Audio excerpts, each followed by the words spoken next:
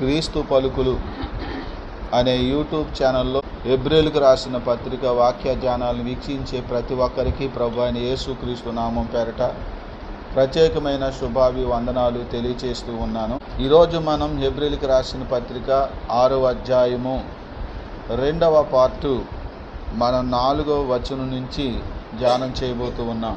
ఈ ఛానల్లో వస్తున్నటువంటి ఈ యొక్క వాక్య ధ్యానాల్ని ఎంతో శ్రద్ధగా వీక్షిస్తున్న మీ అందరికీ కూడా దేవుని కృప సమృద్ధిగా కలగాలని మేము ప్రభు పేరట కోరుకుంటూ మీ కొరకు ప్రార్థన చేయటం జరుగుతూ ఉంది. ప్రియులారా, ఈ వాక్య ధ్యానంలోనికి వెళ్ళే ముందు కొన్ని మాటలు మీకు నేను గుర్తు చేయాలని ఆలోచిస్తూ ఉన్నాను.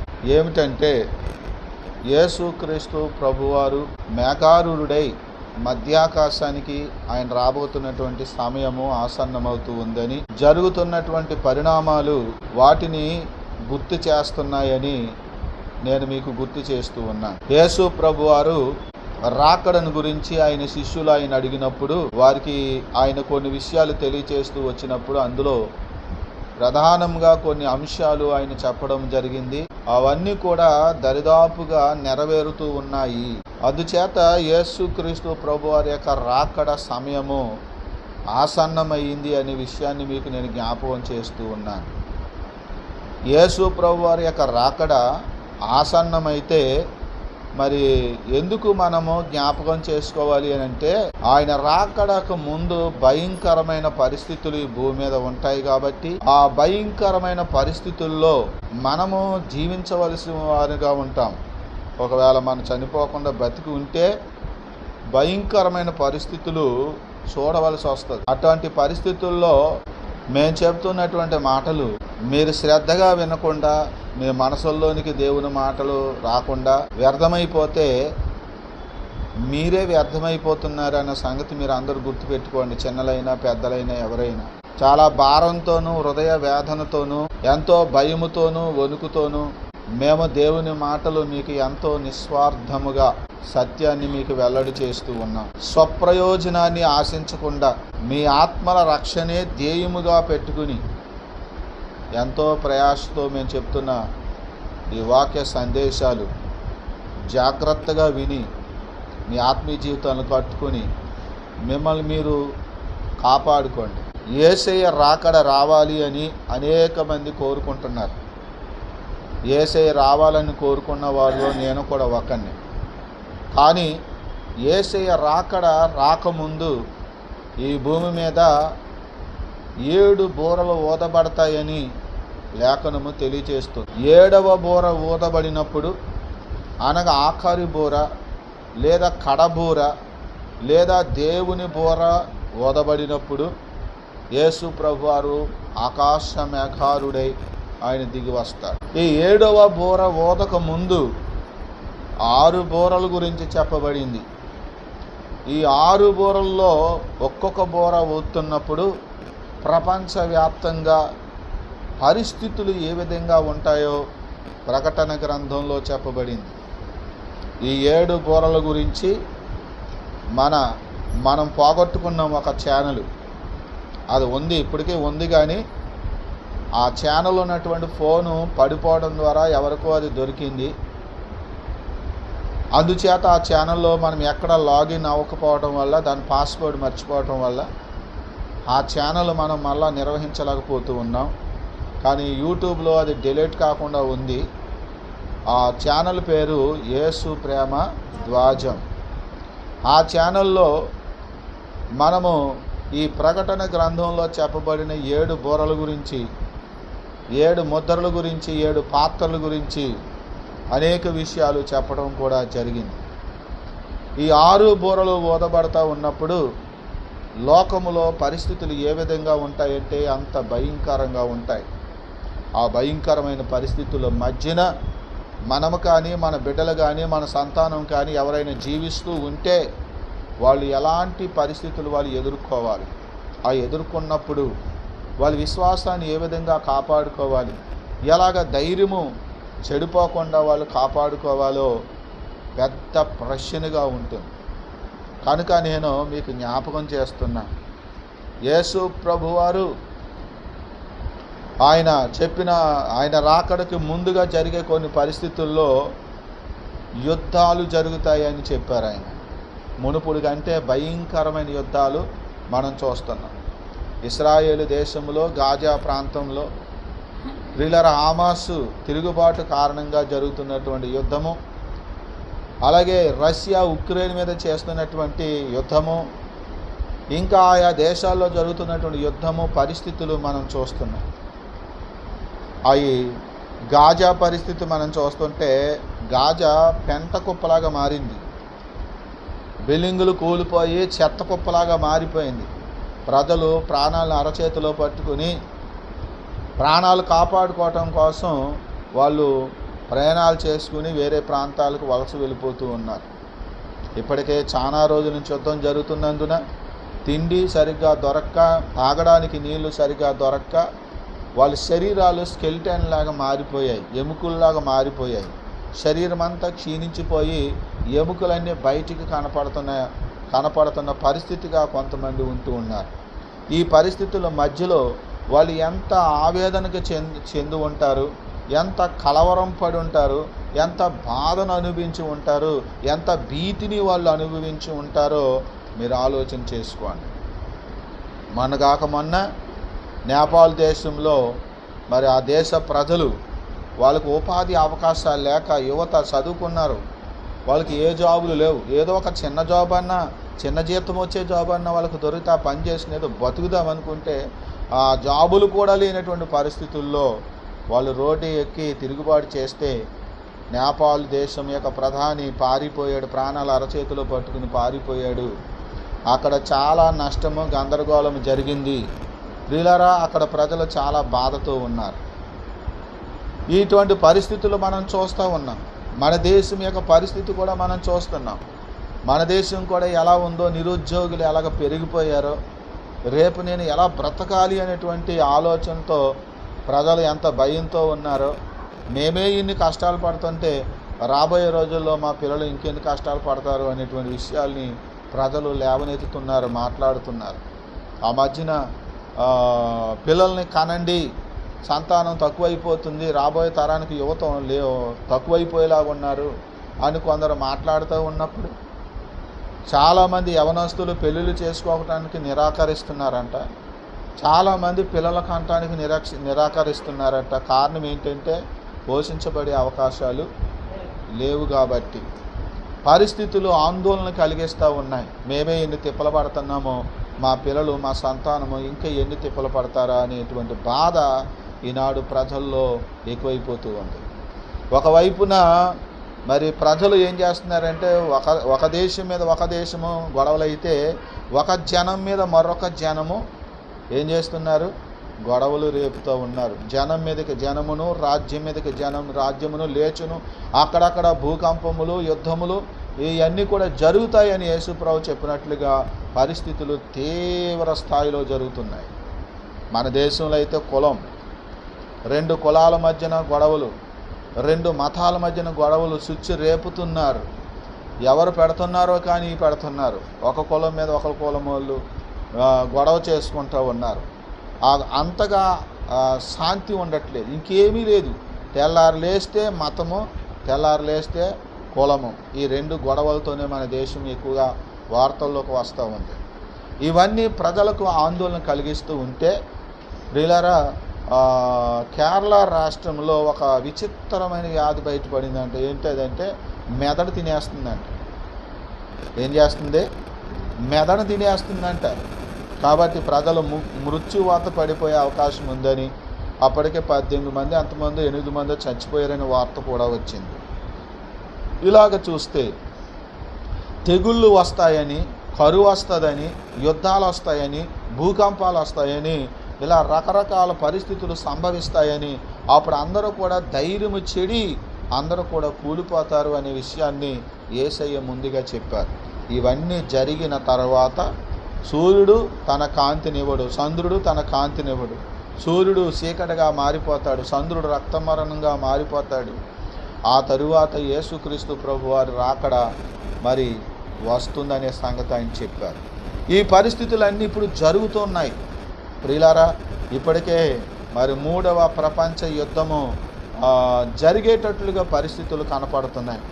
50 అరబ్ దేశాలు ఏకమై ఇస్రాయేల్ దేశాన్ని లేకుండా చేద్దాము అనేటువంటి ఒక చర్చ కూడా జరుగుతూ వచ్చింది. ఇలాగున జరుగుతూ ఉన్నాయి కాబట్టి మరి ఇస్రాయేల్ దేశంలో అణుబాంబులు ఉన్నాయి, వాళ్ళు ఉపయోగించవచ్చు. ఒకవేళ ఇలాంటి యుద్ధం తీవ్రత అయితే మరి వీళ్ళు ఉపయోగించవచ్చు. అలాగున ప్రపంచమంతా ఎవరో ఒకరి పక్షానికి వెళ్ళి మరి యుద్ధాలు చేసుకుంటే ఆ బాంబులు వచ్చి పడతా ఉంటే ఆ చుట్టుపక్కల ఉన్న ప్రజలందరూ కూడా ధ్వంసమై అనేక మంది చచ్చిపోవడమే కాకుండా అనేక మంది తెగుళ్ళు బారిన పడిపోయి కరువు అనుభవిస్తూ ఉంటే, తెగుళ్ళు వచ్చి మందులు లేక చూపించేవాళ్ళు లేక వైద్యులు లేక ఏమండి రకరకాల పరిస్థితులు రాబోతూ ఉన్నాయి. కాబట్టి ఇలాంటి పరిస్థితులు జరిగేటప్పుడు మీరు ఇంకా బతికే ఉంటే, చచ్చిపోకుండా ఉంటే, ఒకవేళ మీరు చనిపోయి మీ పిల్లలు బతుకుంటే మీరు ఎలా బ్రతుకుతారు, లేక మనం ఎలా బ్రతుకుతాము, మన పిల్లలు ఎలా బ్రతుకుతారు అనేది ఒక ఆందోళన కదా, ఒక బాధ కదా. యేసు ప్రభు వారు వస్తారు, ఆయన రావాలి, మనల్ని తీసుకెళ్ళాలని చూస్తున్నాం.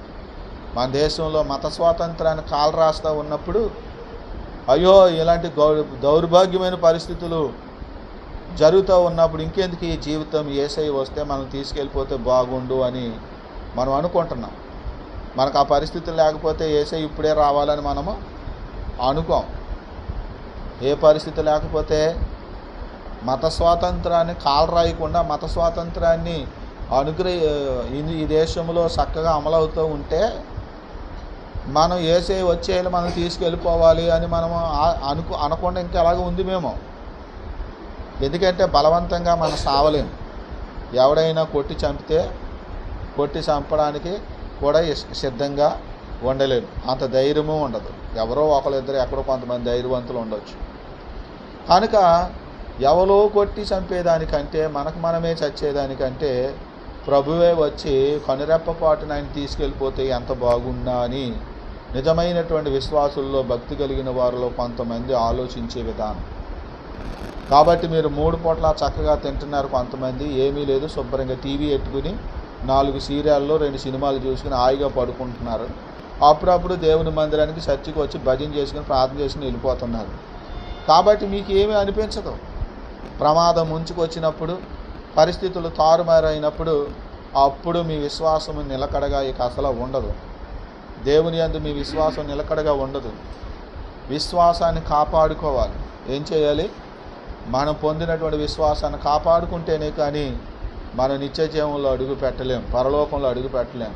మన నిత్య జీవం పొందడం కోసమే యేసయ్యను నమ్ముకున్నాం, దేవుడి మందిరానికి వచ్చాం తప్ప ఈ లోకంలో ఏదో మాకు మేలు జరుగుద్ది, మాకు ధనం సమకూర్చబడుద్ది, లేకపోతే మాకు అద్భుతాలు జరుగుతాయి అని యేసయ్య దగ్గరికి మనము రాలేదు. ధనం సమకూడవచ్చు, లేకపోతే లేకపోవచ్చు. మన జీవితాల్లో అద్భుతాలు జరిగితే జరగవచ్చు, జరగకపోతే జరగకపోవచ్చు. అనారోగ్యం పాలే రోగగ్రస్తులైన వారు బాగుపడితే బాగుపడవచ్చు, లేకపోతే బాగుపడకపోవచ్చు. అవి ముఖ్యము కాదు. మరి ఏది మనకు ముఖ్యమంటే మనం ఈ లోకాన్ని విడిచిపెట్టిన తర్వాత దేవుని రాజ్యములో ప్రవేశపెట్టబడాలి, నిత్య జీవాన్ని మనం స్వతంత్రించుకోవాలి. అదే మన విశ్వాసం. అందుకే యేసుక్రీస్తు దగ్గరికి వచ్చాం. కాబట్టి ప్రియులారా, మరి ఈ యొక్క విశ్వాసము ఇలాంటి కష్టాలు వస్తున్నప్పుడు, ఇలాంటి బాధలు వస్తున్నప్పుడు, హింసలు జరుగుతూ ఉన్నప్పుడు, తెగుళ్ళు వస్తూ ఉన్నప్పుడు, కరువు వస్తూ ఉన్నప్పుడు, మనశ్శాంతి లేనప్పుడు మరి మనం ఎలా కాపాడుకుంటాం? దేవుడు ఉన్నాడని ఎలా నమ్ముతాం? కష్టాలలో, బాధల్లో, ఇబ్బందుల్లో దేవుడు ఉన్నాడని నమ్మగలుగుతామా? నమ్మలేము. ఇప్పటికే చాలామంది చిన్నపాటి ఏదైనా శ్రమ వస్తే దేవుడు ఉన్నాడు అంటావా? ఉంటే మాకు ఎందుకు ఇలాంటి శ్రమలు వస్తున్నాయి అని అంటారు. కాబట్టి ప్రియులారా, విశ్వాసాన్ని కాపాడుకోవలసిన గడియల్లోకి వచ్చాం. మీరందరూ కూడా ప్రార్థన చేయండి, మన దేశం యొక్క రక్షణ కొరకు, మన రాష్ట్రం యొక్క రక్షణ కొరకు. కాబట్టి ప్రియులారా, మీరందరూ కూడా ప్రార్థన చేయండి. ప్రభు రాకడ సమీపంగా ఉంది, భయంకరమైన పరిస్థితులు రాబోతున్నాయి. ఏమండి, కష్టపడి పనిచేసేవాడికి పని దొరకట్లేదు, వాడికి తినడానికి తిండి ఉండట్లేదు, చాలా ఇబ్బందులు మనం పడుతూ ఉన్నాం. కాబట్టి రాబోయే రోజులు ఇట్టి గడ్డు పరిస్థితుల్లో మన విశ్వాసం కాపాడుకోవాలి, మన భక్తిని కాపాడుకోవాలి. విశ్వాసం కాపాడుకోవటమే గొప్ప కాదు, భక్తి చేయాలి కదా, ప్రార్థన చేయాలి కదా. నువ్వు ప్రార్థన చేయడానికి లేదంటున్నారు. రకరకాలుగా హింసలు జరుగుతున్నాయి కాబట్టి ప్రార్థనతో మీ విశ్వాసాన్ని కాపాడుకోవడానికి ఎలాంటి పరిస్థితులు వచ్చినా మీ భక్తిని మీరు విడవకుండా, మీ విశ్వాసాన్ని మీరు విడవకుండా అంతము వరకు, మీ ప్రాణం ఉన్నంత వరకు కాపాడుకోవడానికి మీరు నిర్ణయం చేసుకుని జాగ్రత్తగా మీరు ఉండాలి. మిమ్మల్ని ప్రోత్సహించే వాళ్ళు ఎవరు ఉండరు. కష్టాల్లో ఎవరు ప్రోత్సహిస్తారు? అమ్మ విశ్వాసంగా ఉండు, అయ్యా విశ్వాసంగా ఉండు, ధైర్యంగా ఉండు, ఓర్చుకో, సహనంగా ఉండు, దేవుడే సహాయం చేస్తాడు, చేయకపోయినా పర్లేదు, పరలోకానికి వెళ్తామని నువ్వు నిర్ణయించుకొని నీ వెనకాల ఉండి నిన్ను ప్రోత్సహించేవాళ్ళు, ధైర్యపరిచేవాళ్ళు నీకు ఎవరుంటారు? ఆ పరిస్థితులు, అలాంటి పరిస్థితులు వచ్చినప్పుడు ఎవరుంటారు చెప్పండి? ఎవరు ఉండరు కదా. అందుకని నీకు నీవే ధైర్యపరుచుకునే విధంగా, నీ మనసుకు నీవే చెప్పుకునే విధంగా, నీకు నీవే విశ్వాసాన్ని, ధైర్యాన్ని కాపాడుకునే విధంగా నీవు కట్టబడాలి. ఇప్పుడే మీరు స్థిరపడాలని ప్రేమతో నేను మీకు తెలియచేస్తూ ఉన్నాను. రండి, ఏప్రిల్కి రాసినటువంటి పత్రిక 6వ అధ్యాయము 4వ వచనం నుంచి ఈరోజు ధ్యానాన్ని మనము ఆరంభించుకుందాం. ఒకసారి వెలిగించబడి పరలోక సంబంధమైన వరములను రుచి చూచి పరిశుద్ధాత్మలో పాడివారై దేవుని దివ్య వాక్యమును రాబోవు యుగ సంబంధమైన శక్తుల ప్రభావమును అనుభవించిన తరువాత తప్పిపోయిన వారు తమ విషయములో దేవుని కుమారుని మరలా సిలువ వేయచ్చు బాహాటముగా ఆయనను అవమానపరుస్తున్నారు. జాగ్రత్తగా వినండి. ఇక్కడ ప్రధానమైనటువంటి 2 మాటలు మనకు కనిపిస్తూ ఉన్నాయి. ఒకటి తప్పిపోయిన వారు, రెండవది వారు దేవుణ్ణి బాహాటంగా అవమానపరుస్తున్నారు అనే మాట ఈ వచనంలో మనకు కనపడుతుంది. తప్పిపోయిన వారు అంటే ఏమిటి? పోయినటువంటి మెసేజ్లో ఇదే 6వ అధ్యాయము 1 నుంచి 4 వచనాలు ధ్యానం చేసుకున్నప్పుడు తప్పిపోయిన వారంటే ఎవరో మీకు నేను చెప్పాను. మరలా చెప్తున్నాను ఈరోజు. తప్పిపోవడం అంటే ఎవరు? చాలామంది అనుకుంటారు ఆదివారం మందిరానికి వచ్చేవాళ్ళండి, ఈ మధ్యన మానేశారండి, తప్పిపోయారండి అని అంటారు. కొంతమంది బాప్తీసం పొందిన వాళ్ళే కొంతకాలము వచ్చి ఆ తర్వాత రావటం మానేస్తారు. మానేస్తే కొంతమంది ఏమంటారు, అయ్యో చాలా బాగా దేవుని మందిరానికి వచ్చి ఇప్పుడు తప్పిపోయాడండి అంటారు. తప్పిపోవడం అంటే చర్చికి రావటం మానేయటం కాదు. ప్రియులారా, దేవుని మందిరానికి చర్చికి వస్తూ కూడా, ప్రార్థనలు చేస్తూ కూడా, పాటలు పాడుతూ కూడా, ఎంతో అంతో కానుకలు లేక దశమ భాగాలు ఇస్తూ కూడా తప్పిపోయిన వాళ్ళు చాలామంది ఉన్నారు. తప్పిపోవడం అంటే ఏమిటి మీకు అర్థం అవడానికి చెప్తాను. 10వ వచనం చూడండి. 3వ అధ్యాయం, ఏప్రిల్కి రాసిన పత్రిక 3వ అధ్యాయము 10వ వచనం చదవండి. కావున నేను ఆ తరము వారి వలన విసిగి వీరు ఎల్లప్పుడూ తమ హృదయ ఆలోచనలలో తప్పిపోగుచున్నారు. అర్థమైందా మీకు? అంటే హృదయములో విశ్వాసం ఉండట్లేదట. తప్పిపోవడం అంటే విశ్వాసం లేకపోవటం. విశ్వాసము ద్వారా ఈ మార్గంలోకి వచ్చాం, విశ్వాసం ద్వారా క్రీస్తు దగ్గరికి వచ్చాం. ఇప్పుడు విశ్వాసము లేకపోవటం వల్ల ఈ మార్గాన్ని విడిచి తప్పిపోతున్నారు, క్రీస్తుని విడిచి తప్పిపోతున్నారు. తప్పిపోవడం అంటే అర్థం ఏంటంటే విశ్వాసము లేకపోవడం, హృదయములో విశ్వాసము ఉండట్లేదట. ఒకసారి చూడండి 12వ వచనం, ఏప్రిల్కి రాసిన పత్రిక 3వ అధ్యాయం 12వ వచనం. సహోదరులారా, ఆ మాట గమనించండి. జీవము గల దేవుని విడిచిపోవునట్టి, చూసారా, జీవము గల దేవుని విడిచిపోవునట్టి విశ్వాసము లేని దుష్ట హృదయము మీలో ఎవని యందైనను ఒకవేళ ఉండునేమని జాగ్రత్తగా చూసుకోండి. ఏంటంటే ఏ హృదయం అది? విశ్వాసం లేని హృదయం. తప్పిపోవడం అంటే హృదయాలోచనల్లో, మనసులో, హృదయంలో ఏముండట్లేదు. చాలామందికి విశ్వాసము ఉండట్లేదు. చర్చికి వస్తున్నారు, మందిరానికి వస్తున్నారు, పాటలు పాడుతున్నారు, ప్రార్థన చేస్తున్నారు, కానుకలు ఇస్తున్నారు, అన్నీ బాగానే ఉన్నాయి. కానీ హృదయంలో మాత్రం ఏమి లేదు, విశ్వాసం లేదు. చూడండి సంఖ్యాకాండము 14వ అధ్యాయం 22వ వచనం. నేను ఐగుప్తులోను అరణ్యములోను చేసిన సూచక్రియలను నా మహిమను చూచిన మనుషులందరూ ఈ 10 మారులు నా మాట వినక నన్ను పరిశోధించిరి. జాగ్రత్తగా మాట విన్నారా? అరణ్యములోను ఆయన ఏమంటున్నాడు? మళ్ళా చదవమ్మ అక్కడ. నేను ఐగుప్తులోను అరణ్యములోను చేసిన సూచక్రియలు. ఆ మాట గుర్తుపెట్టుకోండి. దేవుడు ఎవరి గురించి మాట్లాడుతున్నాడంటే ఐగుప్తు దేశం నుంచి బయలుదేరి కనాను దేశానికి వస్తున్నటువంటి ఇశ్రాయేలు ప్రజల గురించి ఇక్కడ రాయబడింది. వాళ్ళ గురించి మాట్లాడుతున్నాడు ఆయన. ఐగుప్తు దేశంలో వాళ్ళు ఉన్నప్పుడు దేవుని యొక్క క్రియలు చూశారు. వాళ్ళు ఏం చూశారు? 10 రకాలైనటువంటి తెగుళ్ళు. ఐగుప్తు దేశం అంతటి మీదకి తెగుళ్ళు వచ్చాయి, కానీ వీళ్ళ మీదకి మాత్రం తెగుళ్ళు రాలేదు. ఐగుప్తు దేశంలో ఉన్నటువంటి ప్రతి తొలిసూరు సంతానము చచ్చిపోయారు. పస్కాను ఆచరించిన ప్రతి ఒక్కరింట్లో తొలిసూరు సంతానం చచ్చిపోయారు, కానీ ఇశ్రాయేలుల ఇళ్లల్లో మాత్రము ఎవరో చనిపోలేదు. ఎలాగున 10 తెగుళ్ళు అక్కడ వచ్చినప్పుడు ఆయన సూచక్రియలు వాళ్ళు చూశారు.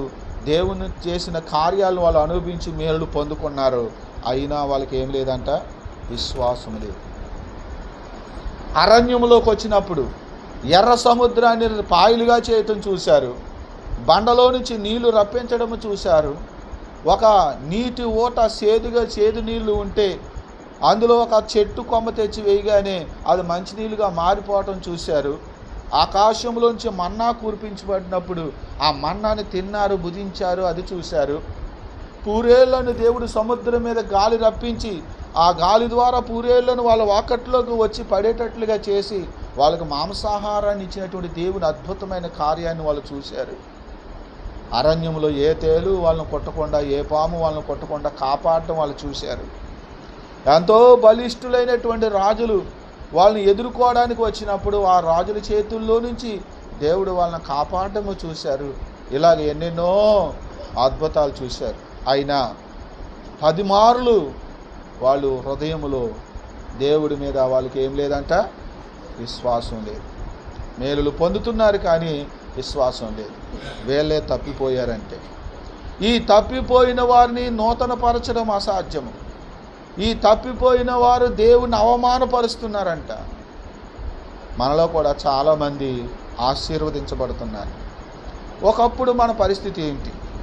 ఒకప్పుడు యేసయ్య దగ్గరకు వచ్చినప్పుడు, దేవుని మందిరానికి వచ్చినప్పుడు దేవుని సేవకులు మన కోసం ప్రార్థనలు చేసి, ప్రభువా ఈ బిడ్డలకు సహాయం చేయండి, బిడ్డలను ఆశీర్వదించండి, వీళ్ళని కాపాడండి, వీళ్ళకి ఇది కావాలంటే అది కావాలంటే అనుగ్రహించండి, కలుగు చేయండి అని ప్రార్థించిన తర్వాత ఆ కొన్ని దినములు సంవత్సరాల తర్వాత కాస్త బాగుపడి అభివృద్ధిలోకి వచ్చి ప్రియులరా ఏ ఇల్లు కట్టుకున్నారు.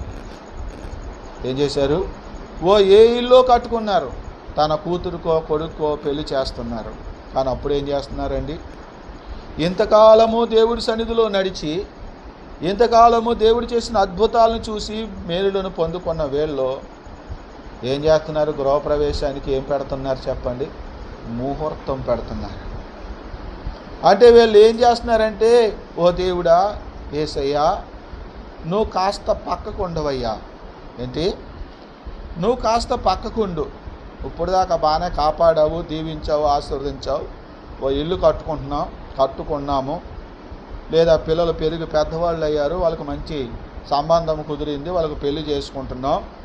మరి ఆ కట్టుకున్న ఇంట్లో మేము కాదంత సుఖంగా సంతోషంగా బ్రతకాలి కదా, అనేక సంవత్సరాలు మేము జీవించాలి కదా, ఆయుష్కాలము మాకు కావాలి, ఆరోగ్యం కావాలి, సిరి సంపదలు మాకు కావాలి. కాబట్టి కాస్త నువ్వు పక్కకు ఉండు, ఎందుకంటే నీకు అంత సీన్ లేదు. మరి దేనికొంది? నిన్ను నీ బిడ్డలను ఆ ఇంట్లో జీవించే వాళ్ళందరినీ ఆయుష్కాలము 100 ఏళ్ళు బతికేలాగా చేసేటువంటి ఆ సీను ఎవరికి ఉంది? ఆయుష్ ఆరోగ్యాలతో సిరి సంపదలతో తులుతూగేటట్లుగా నీ కుటుంబాన్ని కాపాడగలిగే అంత సీన్ ఎవరికి ఉంది? యేసు ప్రభువా నీకు లేదు, కానీ మంచి ముహూర్తానికి ఉంది. దేనికి ఉంది? ఎవరి విశ్వాసం ఇది? ఎవరి విశ్వాసము? క్రైస్తవుల విశ్వాసం కాదా? క్రైస్తవుల్లో దీన దశలో ప్రభు దగ్గరికి వచ్చి దేవుని వేడుకుని అనేక నెలలు సంవత్సరాలు ప్రార్థన చేసి దేవుని వేడుకుని చివరికి దేవుడు కష్టార్జితాన్ని దీవించి ఆశీర్వదించి ఒక స్థాయికి తీసుకొచ్చిన తరువాత దేవుడు చేసిన మేలులన్నిటినీ మర్చిపోయి నిన్ను దేవుడు ఏ విధంగా అభివృద్ధిలోకి తీసుకొచ్చాడో, ఏ విధంగా కాపాడుతూ వచ్చాడో, ఏ విధంగా రక్షిస్తూ వచ్చాడో, ఏ విధమైన మేలుని జీవితంలో కలిగేటట్లుగా చేశాడు, ఇవన్నీ చూసి పొందుకుంటూ వచ్చిన నీవు నీ హృదయ ఆలోచనలో మాత్రం ఏమైపోతూ ఉన్నారు? కొంతమంది తప్పిపోతున్నారా లేదా? పైకి బాగా ఉంటున్నారు, బైబిల్ అట్టుకుని దేవుడి మందిరానికి వస్తున్నారు, భక్తి గలవారులాగే కూర్చుంటున్నారు, అన్నీ బాగానే ఉన్నాయి. కానీ ఇదిగో ఇలాంటి పరిస్థితులు వచ్చేటప్పుడు హృదయంలో వేదన, హృదయంలో ఆలోచన, ఏం చేయాలి? ఇల్లు కట్టుకోవాలి, ముహూర్తం పెట్టాలా మానాలా, పెట్టకపోతే ముహూర్తం పెట్టకపోతే ఎలాగా? ఒక లోకస్తుడు యేసుక్రీస్తును నమ్మనటువంటి ఒక వ్యక్తి అతను అనుసరిస్తున్నాడు, అతను చేస్తున్నాడు అనుకుంటే తప్పు లేదు, ఎందుకంటే అతను అదే విశ్వాసంలో కొనసాగాడు. కానీ యేసుక్రీస్తు దేవుడని, యేసుక్రీస్తు రక్షకుడని, ఆయనే ఆశీర్వదించువాడని, ఆయనే కాపాడువాడని, ఆయన స్వస్థపరచువాడని, ఆయన చిత్తమైతే మన జీవితాల్లో ఇలాంటి మేలులు కలిగించగలడని నమ్మి ఒకప్పుడు ఆయన దగ్గరికి వచ్చి కాలక్రమేణా ఎన్నో మేలులు పొందుకొని ఇప్పుడు నీకు ఇల్లు కట్టుకునేంత పరిస్థితి, బిడ్డలకు పెళ్ళిళ్ళు ఘనంగా చేసుకునేంత పరిస్థితికి నువ్వు వచ్చినప్పుడు నీ విశ్వాసాన్ని నువ్వు ఎలా కనుపరుస్తున్నావో ఆలోచన చేసుకోవాలి. హృదయంలోనే మీరు తప్పిపోయారు కనుక, హృదయంలోనే మీకు విశ్వాసం లేదు కనుక ఇలాంటి పనులని, ఇలాంటి క్రియలని మీరు చేయట్లేదా? లేకపోతే దాని అర్థం ఏమిటి? యేసయ్య నమ్ముకున్నావు, దేవుని మందిరానికి వస్తున్నావు, బైబిల్ పట్టుకున్నావు, దీర్ఘ ప్రార్థనలు చేస్తున్నావు, చేయించుకున్నావు, మరి ఇప్పుడు ఇదేంటి అంటే నీ హృదయంలో పైకి బాగానే ఉన్నావు, కానీ హృదయంలో నువ్వు ఎప్పుడో తప్పిపోయావు. తప్పిపోవడం అంటే అది. ప్రియులారా, అంతము వరకు, నీ ప్రాణము ఉన్నంత వరకు నీ విశ్వాసాన్ని నిలకడగా నువ్వు కాపాడుకుంటేనే నువ్వు ఆ నిత్య జీవంలో ప్రవేశిస్తావు. కానీ నీ విశ్వాసాన్ని నువ్వు కాపాడుకోకపోతే, యేసుక్రీస్తు నందు నీ విశ్వాసం నిలకడగా లేకపోతే, ఆయన దేవుడని, రక్షకుడని నువ్వు విశ్వసించలేకపోతే, ఆ నమ్మకం నీకు లేకపోతే, నీకు ఈ రక్షణ నీకు లేదు, ఈ రక్షణలో నువ్వు పాలు పొందలేవు అని బైబిల్ మనకి తెలియజేస్తూ ఉంది. కాబట్టి అర్థం చేసుకోండి, మీ విశ్వాసం ఎలా ఉందో ఒకసారి పరీక్షించుకోండి. నువ్వు నిజమైన విశ్వాసంతో ఉన్నావా, దేవుని వెంబడిస్తున్నావు, కానీ లేకపోతే నీవు అవిశ్వాసంతో ఉన్నావా? కష్టాలు రాకమాంతాయా? గాజా ప్రాంతంలో క్రైస్తవులు ఎవరు లేకుండా ఉంటారా చెప్పండి? అందరూ అన్యులే ఉంటారా? అందరూ అవతీలే ఉంటారా? అందరూ యూదులే ఉంటారా? అందరూ యూదేతరులే ఉంటారా? అక్కడ ప్రభువుని నమ్ముకున్న వాళ్ళు కొంతమంది అయినా ఉండరా? మరి ఆ కష్టాలు అందరితో పాటు వాళ్ళకి లేవా? కరువు వాళ్ళకి లేదా? దప్పిక వాళ్ళకి కూడా లేదా? వాళ్ళ ఇల్లులు కూడా ధ్వంసం కాలేదా? వాళ్ళు అనాథులు కాలేదా? మరి అయితే వాళ్ళు అలాంటి శ్రమలు వచ్చినప్పుడు వాళ్ళ విశ్వాసంలో ఉంటారా? ఊడిపోద్దా విశ్వాసము? విశ్వాసం ఉంటుందా? ఊడిపోద్దా? మీ జీవితాల్లో చిన్న కష్టం వచ్చేటప్పటికి, చిన్న ఇబ్బంది వచ్చేటప్పటికి, చిన్న అక్కర వచ్చేటప్పటికి, చిన్న కొరత వచ్చేటప్పటికి దేవుడు ఉన్నాడంటావా? ఉంటే ఇలా ఎందుకు జరుగుతుంది అని అంటావా? హృదయంలో ఆలోచించుకుంటావా? ఒకవేళ హృదయంలో నీకు ఆలోచన వచ్చినప్పటికీ కూడా నువ్వు దాన్ని తిరస్కరించలేకపోతున్నావేంటి? ఈ లోకంలో జరుగుతున్నట్టు కొంతమందికి వస్తున్న శోధనలు, కొంతమందికి వస్తున్న కష్టాలు లాంటి కష్టాలు కూడా నీకు రాలేదే. ప్రస్తుతం నువ్వు చక్కగా తింటున్నావు, చక్కగా తాగుతున్నావు, చక్కగా నీ ఇంటిలో ఉంటున్నావు, హాయిగా ఉన్నావు, నువ్వు నీకు ఏ బాధలు లేవు, అయినా నీకు యేసుక్రీస్తు మీద విశ్వాసం ఎక్కడో డౌట్. ఇదే తప్పిపోవడం అంటే. మీ హృదయాల్లో మీ విశ్వాసం స్థిరంగా ఉండాలి. ఎన్ని కష్టాలు వస్తున్నా, ఎన్ని ఇబ్బందులు వస్తున్నా, ఎన్ని తెగుళ్ళు వస్తున్నా, ఎంత కరువు వస్తున్నా, యుద్ధం వస్తున్నా, ఆరోగ్యమే చెడిపోయినా, ఏమి జరిగినా, భూమి తలకిందులైనా సరే, నీ ప్రాణమే నువ్వు పోగొట్టుకోవలసి వచ్చినా సరే, మరి నీ విశ్వాసం నీ హృదయంలో నిలకడగా ఉండాలి. కాపాడుకోవాలి విశ్వాసాన్ని. నువ్వేమీ కాపాడుకోవాల్సిన అవసరంలే, నీ విశ్వాసాన్నే కాపాడుకో. ఆరోగ్యం కాపాడుకోకపోయినా, నీ శరీర అవయవాలు కాపాడుకోలేకపోయినా, ఆస్తి కాపాడుకోలేకపోయినా, నీ ఇంటి వారిని కూడా నువ్వు కాపాడుకోలేకపోయినా, నీ విశ్వాసాన్ని మాత్రం కాపాడుకోవాలి. ఎందుకంటే ఆ విశ్వాసము ద్వారా మాత్రమే నువ్వు మోక్షంలో ప్రవేశిస్తావు. 6 అడుగులున్న నీ శరీరాన్ని కాపాడుకోవచ్చు, కాపాడుకోకపోవచ్చు. అది నిన్ను పరలోకానికి తీసుకెళ్తుంది. నీ ధనము, నీ బంధువులు, స్నేహితులు, మిత్రులు ఇలా ఎవ్వరూ పరలోకానికి నిన్ను తీసుకెళ్ళరు. నిలకడగా నీ విశ్వాసం ప్రభునందు ఉంటే అప్పుడే నువ్వు ప్రభువే నిన్ను తీసుకుని వెళ్తాడు. కాబట్టి విశ్వాస విషయంలో అనేక మంది తప్పిపోతున్నారని వాక్యము ఇక్కడ తెలియచేస్తుంది. చూడండి 5వ వచనం, హెబ్రీయులకు రాసిన పత్రిక 6వ అధ్యాయము 7వ వచనం చదవండి. ఎట్లనగా భూమి తరచుగా తన మీద తరచుగా కురియు వర్షమును త్రాగి ఎవరి కొరకు వ్యవసాయము చేయబడినో వారికి అనుకూలమైన పైరులను ఫలించుచు దేవుని ఆశీర్వచనము పొందును. అయితే ముండ్ల తుప్పలను, గచ్చపు తీగలను దాని మీద పెరిగిన ఎడల అది పనికి రాదని విసర్జింపబడి శాపము పొందదగినదగును. తుదకు అది కాల్చివేయబడును. జాగ్రత్తగా వినండి. దేవుడు కురిపించే వర్షాన్ని పొందుకొని భూమి ఏం చేయాలి? తన కొరకు వ్యవసాయం చేస్తున్న వ్యక్తికి మంచి ఫలాలు ఇవ్వాలి కదా, వర్షాన్ని తాగి ఆశీర్వాదాన్ని పొందుకుని. కానీ భూమి వర్షాన్ని తాగుతుంది, ఆశీర్వాదాన్ని పొందుతుంది, కానీ ఏం చేస్తుందంటే మంచి ఫలాలకు బదులుగా అది ముళ్ళ తుప్పలను మొలిపిస్తుందంట. మంచి పంటను ఫలించాలి కానీ ముళ్ళ తుప్పలను మొలిపిస్తే ముళ్ళ తుప్పలు దేనికి పనికి వస్తాయి చెప్పండి? అప్పుడు ఆ ముళ్ళ తుప్పలను ఏం చేయాల్సి వస్తుంది? పెరికి వేసి చివరికి దాన్ని అగ్గిలో కాల్చేస్తారు. ఎందుకని? ముళ్ళ తుప్పలు శపించబడినవి. ముళ్ళ తుప్పలు ఏమైనాయి అంటండి? శాపము తగిలింది, శాపము పొందిందంట. ముళ్ళ తుప్పలు శాపగ్రస్తమైనవి. మంచి ఫలాలకు బదులు ముళ్ళ తుప్పలను ఇచ్చింది అది. కాబట్టి ఇక అది శాపము నొందింది కాబట్టి అది అగ్నితో కాల్చబడుతుందంట. ప్రియులారా, దేవుడిచ్చిన ఆశీర్వాదాలను పొందుకుని, దేవుడిచ్చినటువంటి ఆ మేలులను పొందుకుని దేవుని కొరకు మనము ఓ మంచి ఫలాలు ఫలించేవాడిగా, ఓ మంచి ఫలాలు ఫలించేదానిగా మనం ఉండాలి. కానీ దేవుణ్ణి అవమానపరుస్తున్నట్లుగా, అవిశ్వాసులుగా మనం జీవిస్తూ మరి ఉన్నట్లయితే చివరికి వాళ్ళు ఇదిగో శాపము నొందిన వారిలాగా, ఈ ముళ్ళ తుప్పల్లాగా అగ్గిలోకి పోయే ప్రమాదం కూడా ఉన్నట్టు ఈ వాక్యం ఇక్కడ హెచ్చరిస్తూ ఉంది. చూడండి 9వ వచనం, 6వ అధ్యాయం 9వ వచనం. పౌలు గారు అంటున్నాడు, అయితే ప్రియులారా మేము ఎలాగూ చెప్పుచున్నాను, మీరు ఇంతకంటే మంచిది రక్షణకరమైన స్థితిలోనే ఉన్నారని రూఢిగా నమ్ముచున్నా. అంటే ఆయన ఏమంటున్నాడంటే మేము ఎలా చెప్తున్నాము, మీరు దేవుడిని యేసుక్రీస్తునందు మీకు విశ్వాసం లేకపోయినా, మీరు మారు మనసు పొందకపోయినా, దేవుడు ఉన్నాడు తీర్పు తీరుస్తాడు అనే భయభక్తులు మీకు లేకపోయినా, ఎందుకంటే అంతకుముందు చెప్పిన విషయాలన్నీ మీరు గుర్తుపెట్టుకోవాలి. ఇప్పుడు మేము ఇంతకుముందు చెప్తున్న విషయాలన్నిటికీ మీరు బాగానే ఉన్నారని ఎందుకు అంటున్నాడు?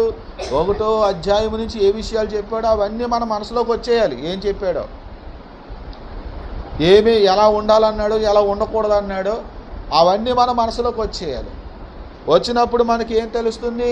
మనం ఇంకా పసిపిల్లల్లాగా లేకుండా మేము జ్ఞానాభ్యాసం పొందిన బలమైన ఆహారం తినగలిగే వ్యక్తుల్లాగా, ఇతరులకు బోధించగలిగే వ్యక్తుల్లాగా, ఇదిగో అమ్మ ఆదివారం తప్పకుండా రావాలి అని చెప్పించుకోకుండానే ప్రతి ఆదివారం క్రమంగా వచ్చేవారులాగా, ప్రతి శుక్రవారం ప్రార్థనకు మానకుండా రండమ్మ ప్రార్థనలో పాలు పొందాలి అని చెప్పకుండానే మీకు మీరే పాలు పొందేవారులాగా, ఇలాగా మారు మనసు పొందాలి అని పదే చెప్పవలసిన అవసరం లేకుండానే మీరే మారు మనసు పొందిన వారిలాగా, అయ్యా మీరు బాప్తిసం పొందలేదు, సంవత్సరాలు అయిపోతున్నాయి, నెలలు అయిపోతున్నాయి, ఒకవేళ మీరు నశించిపోతారు, ప్రభు రాకడ వచ్చినా, మీరు వెళ్ళిపోయినా, మీ ప్రాణం పోయినా, ఒకవేళ మీరు దేవుని రాజ్యాన్ని కోల్పోతారేమో చూడండి, మీరు బాప్తిసం పొందండి, ఎవరో నీకు చెప్పకుండానే ఏదైనా మాట్లాడుతూ ఉన్నప్పుడు నీతిగా, న్యాయముగా, దేవుని వాక్యానికి అనుకూలంగా మాట్లాడకుండా ఉంటే, దేవుడు నన్ను తీర్పులోకి తెస్తే దేవుడి శిక్షకు నేను గురవుతానేమో అని భయం కలిగి మాటలు జాగ్రత్తగా ఉంచుకోవడం, ఏదైనా ఒక పని చేసేటప్పుడు అయ్యో ఈ కాని పని నేను చేస్తున్నాను, దీనికి దేవుడు తీర్పు తీరిస్తే నేను శిక్ష అర్హుడిని అయితే నేను నిత్య నరకంలోకి వెళ్ళిపోతానేమని నీకు నీవే భయం కలిగి చెడుతనం విసర్జిస్తూ ఇలా మంచి స్థితిలోనే మీరు ఉన్నారని నేను నమ్ముతున్నాను అంటున్నాడు పౌలు గారు. మరి ఇంక అంతకంటే ఇంకేమంటాడు ఆయన? ఇంతకంటే మంచి స్థితిలోనే ఉన్నారు అని, అలాగే మీ విశ్వాసాన్ని కాపాడుకుంటున్నారని, మీ హృదయ ఆలోచనలో మీరు తప్పిపోకుండా మీ హృదయ ఆలోచనలో కూడా మీ విశ్వాసం పదిలంగా ఉందని, కష్టాలు వచ్చినప్పుడు, వ్యాధులు వచ్చినప్పుడు, కరువు వచ్చినప్పుడు, యుద్ధాలు వచ్చినప్పుడు, హింస జరుగుతున్నప్పుడు సహా నీ విశ్వాసం చెక్కు చెదరకుండా ఏం చేయం ఇలా జరుగుతాయని ప్రభు చెప్పాడు. నాకు ఒక్కడికే కాదు కదా, దేశంలో అనేక మందికి, ప్రపంచంలో అనేక మందికి ఇలాంటి పరిస్థితులు వస్తున్నాయి కదా, కాబట్టి కొంతకాలం ఓర్చుకుంటే నేను దేవుని దగ్గరికి వెళ్తాను కదా అని నీకు నీవే విశ్వాసాన్ని కాపాడుకునే స్థితిలోనే మీరు ఉన్నారని నేను నమ్ముతున్నాను అని పౌలు గారు చెప్తూ ఉన్నాడు అక్కడ. కాబట్టి జాగ్రత్త, మీరు ఏ స్థితిలో ఉన్నారో. 10వ వచనం చూడండి.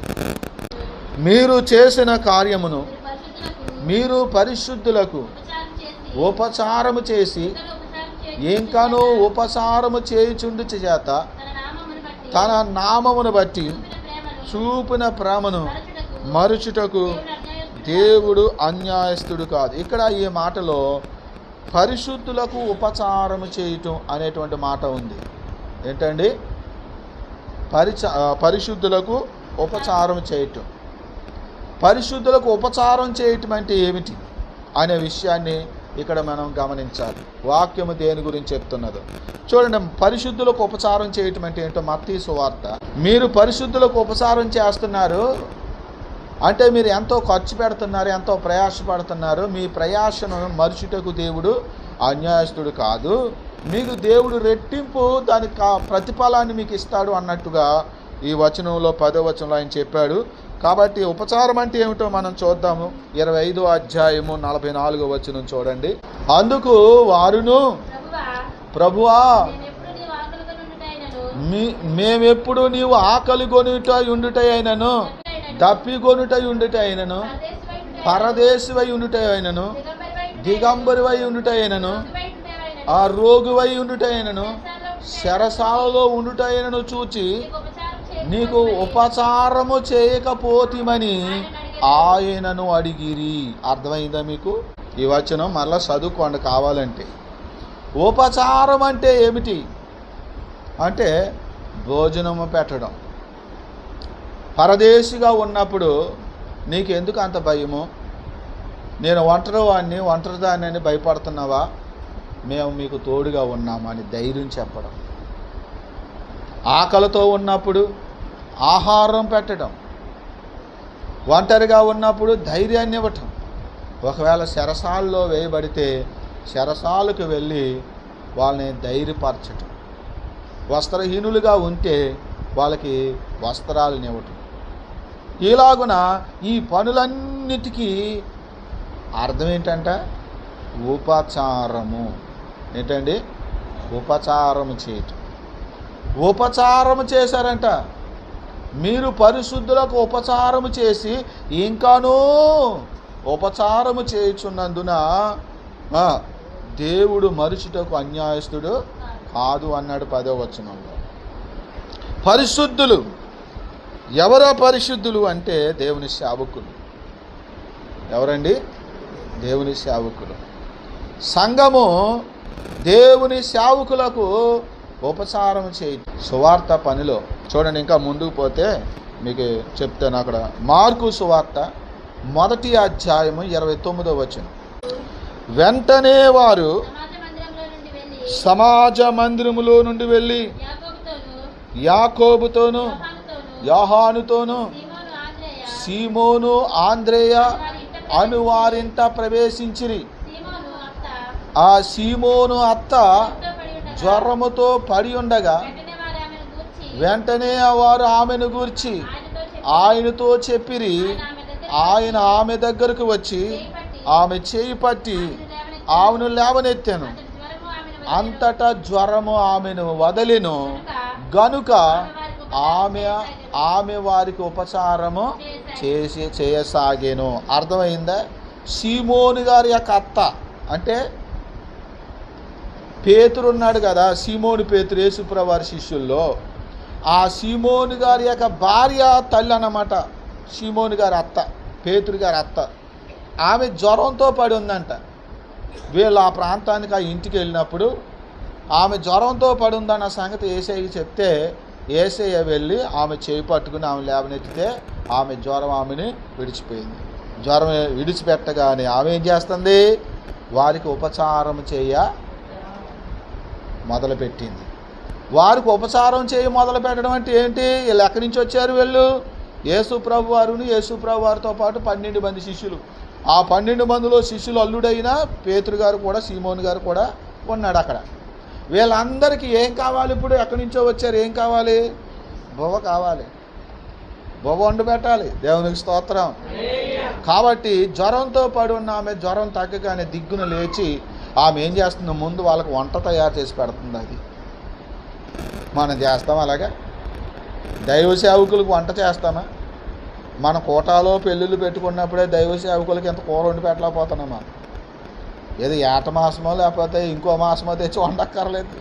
ఇంత కాయగూరలో ఏదో ఒకటి ఏ పప్పు వండడానికి. అయ్యో మా సేవకులు మా ఇంటికి వస్తారు, తింటారో తినరో సరిగ్గా అనుకుని కొంతమంది శ్రద్ధ వహించి వండుతున్న వాళ్ళు కొంతమందికి అది ఏమీ లేదు. నేను నిందిస్తున్నాను అనుకోకండి, అలాంటి వాళ్ళు నేను నిందిస్తున్నాను అనుకోకండి. నిందిస్తున్నాను అనుకుంటే మీ విశ్వాసం మారిపోద్ది. అవును కాదంటే మీరు మారతారు. మిమ్మల్ని నిందించడం వల్ల మాకు కలిసి రాదు. మిమ్మల్ని నిందించడం కాదు. ప్రతి వాక్యము ప్రతి విషయంలో మన తప్పులు మనం ఇందులోనే చూసుకోవాలి, ఈ అర్థంలో చూసుకోవాలి. వాక్యంలోనే మనం ఎలా ఉన్నామో మనకు తెలుస్తుంది. నేను బైబిల్ చదువుతాను, పత్రికలు చదువుతాను, యూట్యూబ్లో కూడా అనేక మంది సేవకులు వాక్యాలు పెడతా ఉంటారు, అవి కూడా చూస్తాను. అంటే నేను ఏం చెప్తున్నానో వాళ్ళు ఏం చెప్తున్నారో నేను తెలుసుకుంటూ ఉంటాను. ఎవరు సత్యం చెప్తున్నారా, ఎవరు అబద్ధం చెప్తున్నారా. కాబట్టి ప్రియులారా, మనం సరి చేసుకోవాలి. నేను సరి చేసుకోవడానికి చదువుతున్నాను, నా జీవితాన్ని కట్టుకోవడానికి నేను చదువుతున్నాను. నా సమాజానికి ప్రజలకి నేను సత్యం బోధిస్తున్నానా, అబద్ధం చెప్తున్నానా? నేను తప్పు మార్గంలో నడిస్తే నా కింద ఉన్న వాళ్ళని తప్పు మార్గంలో నడిపించేస్తాను, అంతే కదా. మరి డ్రైవింగ్ సరిగ్గా చేయకపోతే ఆ కారులో బస్సులో ఉన్న వాళ్ళందరూ కూడా అటే వెళ్తారు కదా. కనుక నేను అన్నీ చూస్తాను. అప్పుడు మరి వాళ్ళు నన్ను తిడుతున్నారనో లేకపోతే నన్ను నిందిస్తున్నారనో నా తప్పులు అక్కడ వాక్యంలో చూపిస్తున్నారని నేను అనుకుంటే నేను ఎక్కడ సరి అవుతాను? మీరు కూడా అంతే. ఆలోచన చేయండి. ఒంట్లో బాగోలే జ్వరంతో పడి ఉన్న ఈమె లేచి ఏం చేస్తుంది? వాళ్ళందరికీ ఉపచారం చేస్తుంది, అంటే వాళ్ళకు వంటలు తయారు చేస్తుంది. అలాంటి స్త్రీలుగా మనం ఉన్నామా? మన సంఘం అలా ఉందా? ఆలోచన చేయండి ప్రియులారా, శ్రద్ధ వహించండి. ఇంకో మాట చూడండి, 8వ అధ్యాయం లోకా సువార్త 8వ అధ్యాయం 1వ వచనం.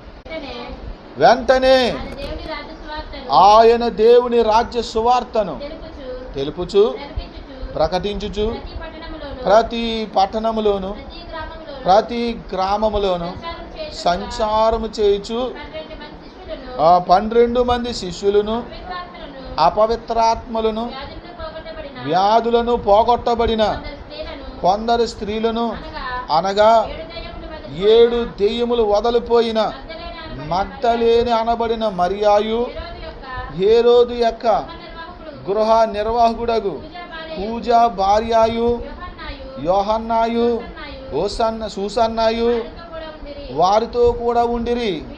వీరును ఇతరులు అనేకులను తమకు కలిగిన ఆస్తితో వారికి ఉపచారము చేయుచు వచ్చిరి. 2 చేతుల పైకి స్తోత్రం చెప్పాలి.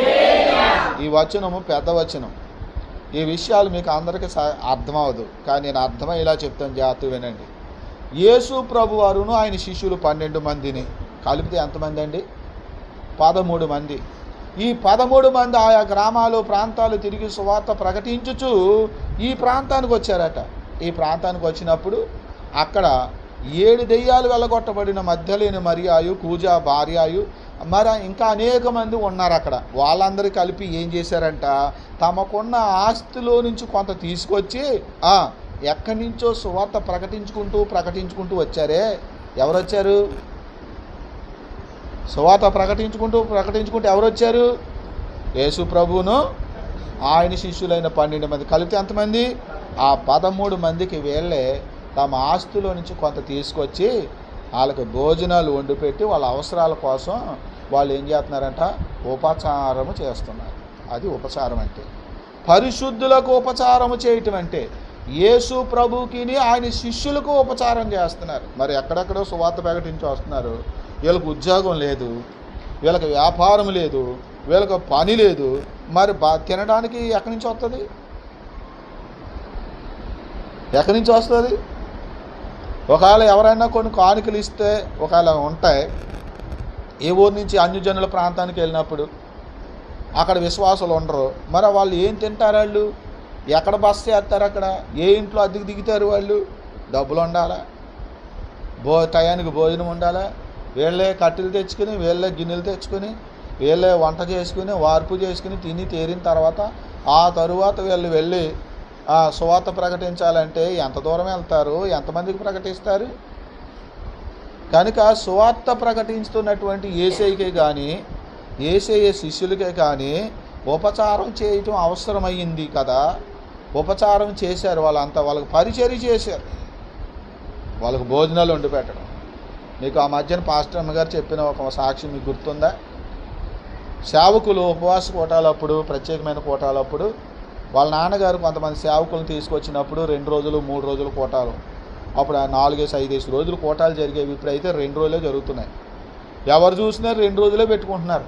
పేరుకి 3 రోజులు వస్తున్నాయి. అంటే మొదటి రోజు రాత్రి నుంచి ప్రారంభించుకుంటున్నారు, ముగించుకునే రోజు 3వ రోజు పేరుకి 3 రోజులు వస్తుంది, కానీ 2 రోజులే పూర్తి అవుతుంది కదా ఇప్పుడు. కానీ అప్పుడు అలా కాదు, 5 రోజులు, 5 పగళ్ళు 5 రాత్రులు కోటాలు ఉండేవి. ఎంతమందో సేవకులు వస్తూ ఉండేవారు. వాళ్ళు కూడా పాపం ఎక్కడెక్కడో దూరాల నుంచి వస్తూ ఉండేవారు 2-3 జతలు పట్టుకుని. కొంతమంది అయితే ఇంటికి వెళ్లకుండా అక్కడెక్కడో కోటాలకు వెళ్ళి అక్కడి నుంచి అలాగే ఈ కోటాలు కూడా వచ్చేవాళ్ళు ఉంటే, వాళ్ళు వచ్చినప్పుడు వాళ్ళ మాసిన బట్టలు ఉంటే పాస్టర్ అమ్మ గారు, మీ దైవజనురాలు మీ పాస్టర్ అమ్మ గారు ఏం చేశారట, వాళ్ళ నాన్నగారు చెప్తే ఆ బ్యాగ్లోంచి వాళ్ళ బట్టలు తీసి శుభ్రంగా ఉతికి ఆరబెట్టి మడత పెట్టి వాళ్ళకి ఇచ్చేవాళ్ళు. ఉపచారం ఏంటండి? ఉపచారం. యేసయ్య, యేసు ప్రభు శిష్యులు ఆయా గ్రామాలు తిరుగుతూ సువార్త ప్రకటిస్తూ ఉన్నారు. మరి బట్టలన్నీ మాసిపోతాయి కదా. ఎవరు ఉతుకుంటారు? కొన్నిసార్లు వాళ్ళే ఉతుకుని ఉంటారు, కొన్నిసార్లు ఇలాంటి విశ్వాసులు ఇంటికి వచ్చినప్పుడు, ఈ భక్తికాలు ఇంటికి వచ్చినప్పుడు వాళ్ళే గబగబా వాటిని వాష్ చేసేసి ఏమంటే భోజనం వండి పెట్టడమే కాకుండా ఉంటారు. ఉపచారం అంటే అది. ప్రియులారా, మీరు పరిశుద్ధులకు చేస్తున్నారు ఉపచారం. ఒక్కొక్కరు అంటారు పరిచర్య చేయించుకోకూడదు అంటాడు ఒక్కొక్కరు. ఆయన పాస్టరే, ఆయనకి ఎవరు చేయక, ఎవరో పరిచర్య చేసేవాళ్ళు లేక. నేను మాట చెప్తాను, మన వాళ్ళే చాలామంది ఉన్నారు కదా, ఇళ్ళల్లోకి వెళ్తున్నారా? ఇళ్ళల్లో పనికి వెళ్ళినప్పుడు ఎంత ఇస్తున్నారండి జీతం? నెలకి 1000 రూపాయలు ఇస్తున్నారు. ఇంకెవరు వెళ్తున్నారు? మానేసి మీ 1500 2000 దాకా ఇచ్చారు మీ పనిని బట్టి. సరే, నేను ఇంకా అందరిని అడగడం ఎందుకు, మీ ఇక్కడ చాలామంది ఇళ్ళల్లోకి పనులకి వెళ్ళే వాళ్ళు ఉన్నారు. మీకు నెలంతా పని చేస్తే మీకు 1000 రూపాయలు ఇచ్చారు. మీరు ఏమేమి పనులు చేసేవారు అక్కడికి వెళ్ళి? అమ్మా, ఇల్లంతా తుడి చేసేవారు, సామాన్లు కడిగేవారు, ఇంకా బట్టలు ఉతికేవారా మీరు? ఓకే. కొంతమంది ఏమో బట్టలు ఉతికించుకుంటారంట, కొంతమంది సామాన్లు కడిగించుకుంటారంట, కొంతమంది ఇల్లు కూడా కడిగించుకుంటారు. ఇదే కదా మీరు చేసిన పని. ఎంత పని చేస్తే మీకు ఎంత ఇచ్చారు? నెలకి 1000 రూపాయలు ఇచ్చారు. ఓకే, మీరు జీతానికి చేస్తున్నారు అక్కడ, ఓకేనా? మరి దైవ సేవకులకి మీరు అదే పనులు చేస్తే మీరు ఎలా చేస్తున్నారు? జీతం తీసుకోకుండా, అంతేనా? అంటే ఇక్కడ ప్రేమతో భక్తితో దేవుని సేవకులకు మేము తోడ్పడుతున్నాం ఈ సేవలో అని చెప్పి మీరు ఉపచారం చేస్తున్నారు. ఎలాగా? ప్రేమతో చేస్తున్నారు. అక్కడైతే డబ్బులు తీసుకుని చేస్తున్నారు. ఎక్కడికి వెళ్ళినా చేసేది పని అదే కదా. అయితే దైవ సేవకుడు డబ్బులు ఇచ్చి చేయించుకుంటే పర్లేదా నీకు? దైవ సేవకులు పరిచర్య చేయించుకోకూడదండి అంటారు కొంతమంది. పరిచర్య ఎందుకు బలవంతంగా మెడపట్టి నీ చేత పరిచర్య చేయించున్నారా? కొంతమంది అయితే చేయొద్దు మా పని పోండి అంటారు సేవకులు. ముఖ్యంగా మీ పాస్టర్ అమ్మగారు ఉన్నారు, ఇంకా చీపురు కూడా వేయనివ్వరు. తోడొద్దు, నువ్వు అర్హురాలు కాదు, పో ఇక నుంచి, ఎవరో ఒకళ్ళు దేవుడు తీసుకొస్తా, లేదా నేనే తుడిచేసుకుంటాను అంటదా. ఆమె తుడిచేస్తా, నేనే ఎన్నోసార్లు తుడిచేస్తా.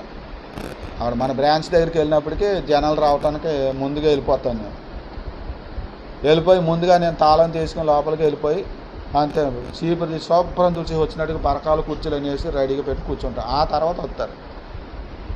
ఈ మధ్యన అంటే పిల్లలు వెళ్తున్నారు, వెళ్ళి మేము తుడిచేసి మేము బరకాలు వేసి కుర్చీలు వేస్తామని వాళ్ళ టేబుల్ అన్నీ రెడీ చేసి పెడుతున్నారు ముందుగా వెళ్ళి. ప్రియులారా, దేవుని యొక్క పరిచర్య, పరిశుద్ధులకు ఉపచారం చేయటం. మీరు పరిశుద్ధులకు ఉపచారం చేసి ఇంకనూ చేయుచుండుట చేత 10వ వచనం చదవండి. హెబ్రీయులకు రాసిన పత్రిక 6వ అధ్యాయం 10వ వచనం. మీరు చేసిన కార్యములు మీరు పరిశుద్ధులకు ఉపచారము చేసి ఇంకనూ ఉపచారము చేయుచుండుట చేత తన నామమును బట్టి చూపిన ప్రేమ. మీరు ఎలా చేస్తున్నారు? ఇది ప్రేమతో చేస్తున్నారు. ప్రేమతో చేయకపోతే మీరు ఎవరో చేయవలసిన అవసరం లేదు. ఎందుకు చేయాలి? మీరు ప్రేమతో చేస్తేనే మీకు ఫలితం కూడా ఉంటుంది. ఎందుకు చేయాలనుకుంటే అసూయ పడుతూ ఉంటే నీ అసూయ పడుతూ నువ్వు చేసేది ఎవరికి అక్కర్లే. నువ్వు ప్రేమతో భక్తితో దేవుని సేవకులకి ఏదైనా మేము పరిచర్య చేయాలి, భోజనం పెట్టాలి, ఈ ఆతిథ్యం ఇవ్వాలని నువ్వు భక్తితో చేస్తే అది స్వీకరించబడుతుంది. బలవంతంగా పెడితే సనుక్కుంటూ గొనుక్కుంటూ బాధపడుతూ పెడితే అది హితము కాదు. ఒకవేళ వద్దు అని చెప్పేసి ఒకవేళ సేవకుడు నువ్వు పెట్టిన ఇసుకుంటూ నువ్వు బాధపడుతున్నావు, వీళ్ళకి మేము భోజనం పెట్టాలా, ఏది ఉంటే అది తినొచ్చు కదా అన్నో, లేకపోతే రకరకాలుగా అనుకుంటూ సనుకుంటూ కొనుక్కుంటూ మనం ఏమైనా పెట్టామనుకోండి, వద్దు అన్నాం అనుకోండి, అదిగో మా ఇంటికి వచ్చాడు తిన్నాడు కాదు, మేము ఏదైనా పెడితే తిన్నారు కదా ఈయన అని చెప్పి నువ్వు ఏదో ఫీల్ అవుతావు అని అనుకుంటావని ఇష్టం లేకపోయినా వాళ్ళు భుజించినా అది హితము కాదు. అంతే కదండి. నేను చెప్పేదంత తప్పు చెప్తున్నాను. ఏబేలు కయ్యను ఇద్దరు అర్పణలు తెచ్చారు, కానీ కయ్యను తెచ్చింది దేవుడు అంగీకరించాడా? అంగీకరించలేదు కదా. అంతే నీవు చేసింది కూడా అంతే, దేవుడు అంగీకరించాడు. కాబట్టి జాగ్రత్త. భక్తితో ప్రేమతో నువ్వు ఏది చేసినా అది హితం అవుతుంది.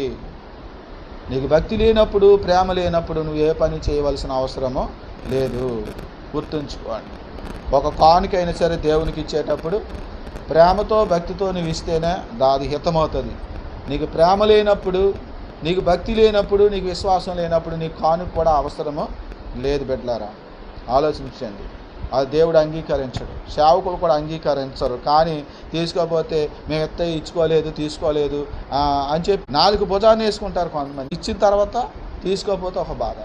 చూడండి, లోకాసు వార్త 12వ అధ్యాయము 37వ వచనం. ఉపచారం చేయటం అంటే మరింత క్లియర్గా మీకు ఇంకో మాట చూపిస్తున్నాను, చదవండి.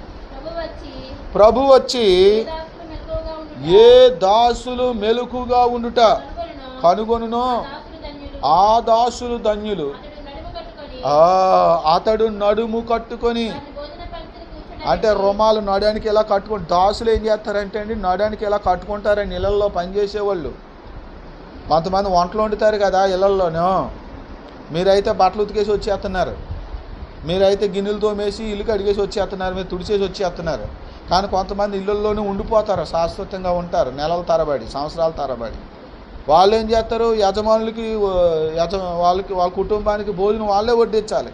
వాళ్ళు వడ్డించేటప్పుడు ఏం చేయాలి, ఒక డ్రెస్ వేసుకోవాలి. వాళ్ళు నడడానికి ఇలాగ ఒక బెల్ట్ లాంటిది ఏదో కట్టుకుంటారు కదా, అలాంటిది కట్టుకొని వచ్చి భోజనం వడ్డిస్తారంట. యేసు ప్రభు అంటున్నాడు, ఎవడు మెలకుగా ఉండి తన దాసులకి ఇలాగా బోధించి సంఘాన్ని సిద్ధపరుస్తాడో వాళ్ళకంట యేసు ప్రభు స్వయంగా ఏం చేస్తాడంట, తన నడుము కట్టుకొని, చదవండి, నడుము కట్టుకొని వారిని భోజన పంక్తిని కూర్చొండబెట్టి తానే వచ్చి వారికి ఉపచారము చేయునని మీతో అంటే యేసు ప్రభు వడ్డిస్తాడంటే భోజనం. ఎవరో పనోడు వచ్చి నడుము కట్టుకుని భోజనం వడ్డించేది ఆ పనోడు కాదు, యజమానుడైన యేసుక్రీస్తే వచ్చి నడుము కట్టుకుని ఆయన ఒక పనివాళ్ళలాగా ఆయన వడ్డిస్తాడంట తన దాసులకి. మీకు ఇప్పుడు అర్థమైందా ఉపచారం అంటే ఏంటో? పరిశుద్ధులకు ఉపచారం చేయటం అంటే అర్థం ఏంటో? పరిశుద్ధులైన దేవుని సేవకులకు భోజనము పెట్టడం, వాళ్ళకి ఆతిథ్యం ఇవ్వటం. కాబట్టి ప్రియులారా, పరిశుద్ధులకు మీరు చేసిన ఈ ఉపకారాన్ని మరుచుటకు దేవుడు అన్యాయస్తుడు కాదు. మరి ఏం చేస్తాడు ఆయన? అన్నిటికీ లెక్క కట్టి ఒకానొక రోజున నీకు ప్రతిఫలాన్ని ఇస్తాడు. ముఖ్యంగా వాక్యం ఏం చెప్తుంది? ఇదిగో నేను త్వరగా వచ్చుచున్నాను, వాని క్రియల చొప్పున ప్రతి వానికి ఇచ్చుటకు తగిన జీతము నా దగ్గర ఉంది. జీతం పట్టుకుని వస్తున్నాడంటే యేసయ్య. మీరు చేసిన దానికి, మీరు పరిశుద్ధులకు చేసిన ఉపచారం, దేవుడి నామను బట్టి మీరు చూపిన ప్రేమ, ఆయన కోసం మీరు ఏమేమి చేశారో అవన్నిటికీ కూడా ప్రతిఫలాన్ని పట్టుకుని ఆయన వస్తున్నాడు, ఆయన ఇస్తాడు అనే విషయాన్ని ఇక్కడ వాక్యము తెలియజేస్తూ ఉంది. చూడండి, ఏప్రిల్కి రాసిన పత్రిక 6వ అధ్యాయం. మీరు ఇది వరకు, ఈ మాట గుర్తుపెట్టుకోండి, ఇదిగా చదివించాను ఇక్కడ. మీరు ఇది వరకు కనుపరిచిన ఆసక్తిని తుదమట్టుకు కనుపరచవలెను. చూసారా? మీరు ఇదివరకు కనుపరిచిన ఆసక్తిని ఎప్పటిదాకా కనుపరచాలంట? తుదమట్టుకు, అంటే ప్రభు వచ్చే వరకు, లేదా మన ప్రాణం పోయే వరకు కూడా మనము ఇది తుదమట్టుకు కొనసాగించాలి. ఈ సత్క్రియలు, ఈ భక్తిని, ఈ విశ్వాసాన్ని, ఈ క్రమశిక్షను, ఈ భయభక్తులు, ఇవన్నీ కూడా ప్రారంభం నుంచి ఎలా ఉన్నాయో చివరి వరకు కూడా మనం అలాగా దీన్ని కొనసాగించాలని జ్ఞాపకము చేస్తూ ఉన్నాడు. చూడండి, 12వ వచనంలో మనం చదివితే 11వ వచనం, మీరు మందులు కాక విశ్వాసము చేతను ఓర్పు చేతను వాగ్దానములను స్వతంత్రించుకొని వారిని పోలి నడుచుకున్నట్లుగా మీలో ప్రతివాడును మీ నిరీక్షణ సంపూర్ణమగు నిమిత్తము మీరిదివరకు కనుపరిచిన ఆసక్తిని, అది ఆ మాట, మీలో ప్రతివాడును మీ నిరీక్షణ సంపూర్ణమగుటానికి, మీ నిరీక్షణ సంపూర్ణమగు నిమిత్తం. మన నిరీక్షణ పరలోకం చేరాలని. ఆ పరలోకము చేరడం వరకు, సంపూర్ణమయ్యేంత వరకు కూడా మనం ఏం చేయాలంట? మీ నిరీక్షణ సంపూర్ణమగు నిమిత్తం మీరు ఇది వరకు కనుపరిచిన ఆసక్తిని తుదమట్టుకు కనుపరచవలనని ఆపేక్షిస్తున్నాడు అంటున్నాడు. అంటే చివరి వరకు ఉండాలంటున్నాడంట. 13వ వచనము, దేవుడు అబ్రహామునకు వాగ్దానం చేసినప్పుడు తనకంటే ఏ గొప్పవాని తోడని ప్రమాణం చేయలేకపోయాను కనుక తన తోడని ప్రమాణము చేసి నిశ్చయముగా నేను నిన్ను ఆశీర్వదింతును, నిశ్చయముగా నిన్ను విస్తరింపజేదును అని చెప్పాను. ఆ మాటను నమ్మి అతడు ఓర్పుతో సహించి ఆ వాగ్దాన ఫలము పొందెను. అది ఇతను ఎలా, మీకు ఎంత ఓర్పు ఉండాలి, మీ నిరీక్షణ ఎలా ఉండాలంటే అబ్రహాముతో ముడిపెడుతున్నాడు ఇక్కడ. అబ్రహాములాగా ఓర్పుతోనూ సహనముతోనూ మీరు ఆ యొక్క నిరీక్షణ ఫలాన్ని పొందుకోవాలి అని అంటున్నాడు. అని నిర్వచనం ఇస్తూ నిశ్చలమైన 2 సంగతులను బట్టి మన ఎదుట ఉంచబడిన నిరీక్షణ అన్నాడు. 2 సంగతులు అంటే ఏంటంటే, ఆ 17వ వచనంలో దేవుడు తన సంకల్పం నిశ్చలమైనదని, స్థిరమైనదని దేవుని సంకల్పం, దేవుని ఉద్దేశాలు అంటే దేవుని ఉద్దేశాలు నెరవేర్చుకోవటం ఒకటి. రెండవది ఏంటంటే అక్కడ ఆయన చెప్తున్నాడు, ఆ వాగ్దానమునకు వారసులైన వారికి మరి నిశ్చయముగా కనుపరచవలని ఉద్దేశించిన వాడది. ఒకటి, తన సంకల్పం నిశ్చలమైంది. రెండవది, ఎవరికైతే ఆ వాగ్దానం చేశాడో ఆ వాగ్దానం చేసినటువంటి వాళ్ళకి అది దృఢపరచాలని దేవుడు 2 సంగతులను బట్టి ప్రమాణం చేశాడండి. దేవుడు తన తోడని ప్రమాణం చేసుకున్నాడంట. కాబట్టి మన నిరీక్షణకి ఇప్పుడు ధైర్యము కలగడానికి తన తోడని ప్రమాణం చేశాడు అనే విషయాన్ని పౌలు గారు ఇక్కడ దృఢంగా చెప్తా ఉన్నాడు. 19వ వచనం, ఈ నిరీక్షణ నిశ్చలమును స్థిరమునై మన ఆత్మకు లంగారు వలి నుండి తెర లోపల ప్రవేశించుచున్నది. ఇక్కడ 2 మాటలు మీకు చెప్పిన త్వరగా ముగిస్తాను. ఒకటి, ఈ నిరీక్షణ నిశ్చలమైనదై స్థిరమునై ఉండి మన ఆత్మకు ఎలాంటిదంట? లంగారు వలె ఉన్నది అంటున్నాడు. లంగారు అంటే మీలో చాలామందికి తెలుసు అనుకుంటున్నాను. పడవలు, ఓడలు, సముద్రంలో నుంచి నీటిలో నుంచి వచ్చినప్పుడు ఆ ఓడ ఆ ప్రవాహానికి కొట్టుకుపోని పోకుండా అక్కడి నుంచి అది కదలకుండా స్థిరంగా ఉండటం కోసం లంగారు అనేది వేస్తారు. ఒక ఇనప లాంటిది ఉంటుంది కదా, అది తాడు కట్టి దాన్ని ఈ ఓడకో లేకపోతే పడవకో కట్టి వేస్తారు. అప్పుడు అది మట్టిలో పడిపోయి దాన్ని గట్టిగా పట్టుకుని ఉంటుంది. ఈ పడవ కానివ్వండి, ఓడవ కానివ్వండి, ఆ స్థలాన్ని విడిచి ఎక్కడికి వెళ్ళిపోకుండా అక్కడ స్థిరంగా ఆ ప్రదేశంలో అది ఉంటుంది. దాన్ని లంగారు అంటారు. ఇక్కడ పౌలు గారు ఏం చెప్తున్నాడంటే, మీ యొక్క విశ్వాసము, మీ యొక్క నిరీక్షణ మీ ఆత్మకు ఎలా ఉండాలి అంటే లంగారు వలె ఉండాలి. అంటే మీ విశ్వాసము, మీ ఆత్మలో విశ్వాసము ఇది కదలకుండా స్థిరంగా ఉండేలాగిన లంగారు వలె ఉన్నది. ఏది లంగారు వలె ఉన్నదంటే దేవుడు చేసిన వాగ్దానము మనకు ఒక లంగారులాగా ఉంది, స్థిరంగా ఉంది అని అంటున్నాడు. ఆయన అందు విశ్వాసం ఉంచినటువంటి మనము నిత్యముగా పరలోకాన్ని పొందుకుంటామనే ధైర్యాన్ని మనకి ఇస్తూ అదొక లంగారులాగా ఉంది అని చెప్తూ, రెండో మాట అక్కడ ఆయన ఏం వాడుతున్నాడంటే తెర లోపల ప్రవేశించుచున్నది అన్నాడు. రెండో మాట ఏంటి? ఒకటి లంగారు వలె ఉన్నది ఉండి తెర లోపల ప్రవేశించుచున్నదని. తెర లోపల ప్రవేశించడం అంటే ఏమిటి అనేది ఇది మరలా ప్రత్యక్ష గుడారంలో ఉండేటువంటి ఒక తెర గురించి మాట్లాడుతున్నాడు. ప్రత్యక్ష గుడారము ఇప్పుడు ఎలాగైతే ఇది హాల్ లాగా ఉన్నదో ఇది 2 భాగాలు చేయబడింది. అంటే ఇది 2 భాగాలు ఎప్పుడు చేయబడుతుంది? మధ్యలో ఏదైనా గోడన్నా ఉండాలి, లేదా ఏదైనా తెరన్నా ఒక క్లాత్ లాంటిది కట్టాలి. అప్పుడు ఈ హాలు 2 భాగాలు అవుతుంది. అలాగే ప్రత్యక్ష గుడారంలో 2 భాగాలు చేయటానికి తెర అనేది అడ్డుగా ఉండేది. ఈ తెర బయట ఉన్నదేమో, తెరకు అవతల ఉన్నదేమో పరిశుద్ధ స్థలము, తెరకి యువతల ఉన్నది, లోపల ఉన్నదేమో అతి పరిశుద్ధమైన స్థలం. యాజకుడు పరిశుద్ధమైన ఆ ఆవరణలోకి వచ్చేవాడు కానీ, లోపలికి వచ్చేవాడు కానీ తెర దాటుకుని అతి పరిశుద్ధమైన స్థలంలోకి ఎవరూ రాలేకపోయేవారు. సామాన్యమైన విశ్వాసులు అసలు లోపలికే రారు, యాజకులు మాత్రమే వస్తారు. అది కూడా ప్రధాన యాజకులు మాత్రమే వస్తారు. అయితే ఆ లోపలికి వచ్చినటువంటి ఆ ప్రధాన యాజకులు కూడా అతి పరిశుద్ధమైన స్థలంలోనికి వాళ్ళు రావటానికి అవకాశం లేదు. వాళ్ళకి మధ్యలో ఏమున్నది? తెర అడ్డు ఉన్నది, వాళ్ళు రాకూడదన్నమాట. ఆ తెర దాటి లోపలికి వెళ్ళాలంటే సంవత్సరానికి ఒకసారి మాత్రమే ప్రధాన యాజకుడు తెర దాటి లోపలికి వచ్చేవాడు.